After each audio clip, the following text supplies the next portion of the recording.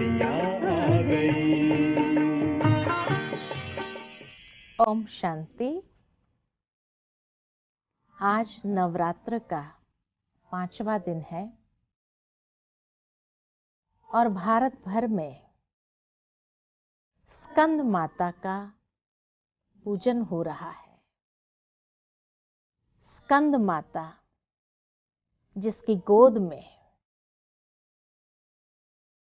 बालक स्कंद दिखाया हुआ है, इसीलिए उन्हें स्कंद माता कहा गया है। नारी का ये स्वरूप जब वो जन्म देती है एक बालक को, तो कहा जाता है एक बालक के जन्म के साथ नारी का भी एक नया जन्म होता है, जहां उसके अंदर संपूर्ण परिवर्तन आता है।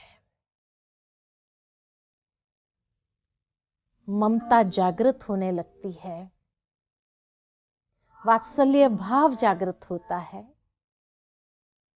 और स्नेह की शक्ति के आधार से वो अपने बच्चों को सुसंस्कारित करने लगती है। एक नारी जब मां के रूप में परिवर्तित हो जाती है, अर्थात वही स्कंद माता है जिसकी पूजा लोग नवरात्र में करते हैं। कहा जाता है कि मां स्कंद की पूजा करने से परिवार के अंदर आशीर्वाद प्राप्त होता है। तो इसीलिए ये स्वरूप भी नारी का इतना सम्माननीय पूजनीय है, क्योंकि जब वो परिवार की वृद्धि करती है और अपने बच्चे को स्नेह की पालना देते हुए न्यारी और प्यारी होकर के उनके अंदर श्रेष्ठ संस्कारों का सिंचन करती है, तो वो श्रेष्ठ संस्कारों का सिंचन करने के लिए धैर्यता चाहिए, वो वात्सल्य चाहिए और साथ ही साथ हर रीति से बच्चों को एक मां के प्यार की आंचल की उसको सुरक्षा मिलती है। परंतु आज की दुनिया में देखा जाता है कि जहां नारियां भाग रही है जीवन के अंदर आगे बढ़ने के हिसाब से या पैसे कमाने के लिए, तो कहीं न कहीं उसका वात्सल्य भाव छूटता जा रहा है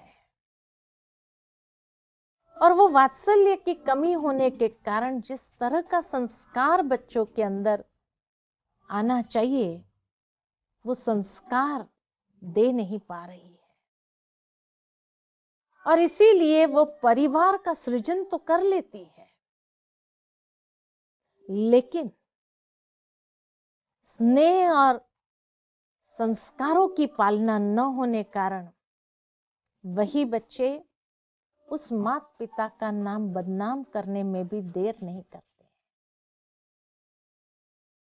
तब कहीं उसको एहसास होता है कि आज इस बच्चे को जो संस्कार देना चाहिए था मुझे, वो मैंने नहीं दिया। उस समय शायद बहुत देर हो चुकी होती है। आज हम देखते हैं बच्चों को जब अच्छे संस्कार नहीं मिलते हैं तो किस प्रकार कई बुरी आदतों में फंस जाते हैं, बुरी आदतों के शिकार हो जाते हैं और फिर उसके बाद कितना भी उन बच्चों को वापस लाने का प्रयत्न करें तो भी वो बच्चे उस बुरी आदतों से वापस नहीं आते। नवरात्र का ये 5वां दिन हमें बहुत बड़ा संदेश दे रहा है कि अपने बच्चों की जिम्मेवारी, उसको संस्कार देने की जिम्मेवारी, उसकी स्नेह से पालना देने की जिम्मेवारी को निभाना है, ताकि एक बहुत सुंदर सृष्टि का निर्माण कर सकूं।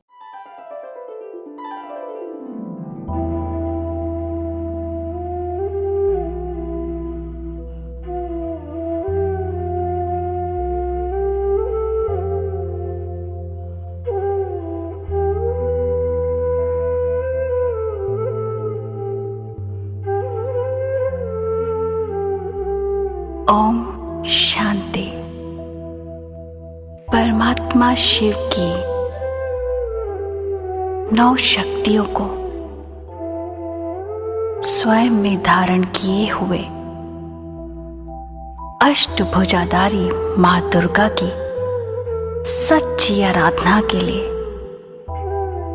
इस नवरात्रि पर्व लाए हैं मां स्कंद माता का आध्यात्मिक रहस्य।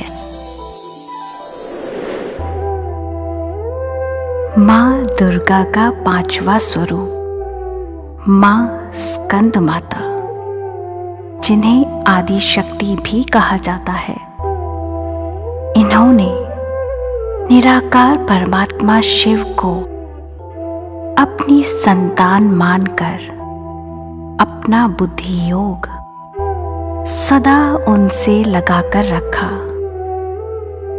उनके इसी तप के कारण उन्हें मोक्ष की प्राप्ति हुई।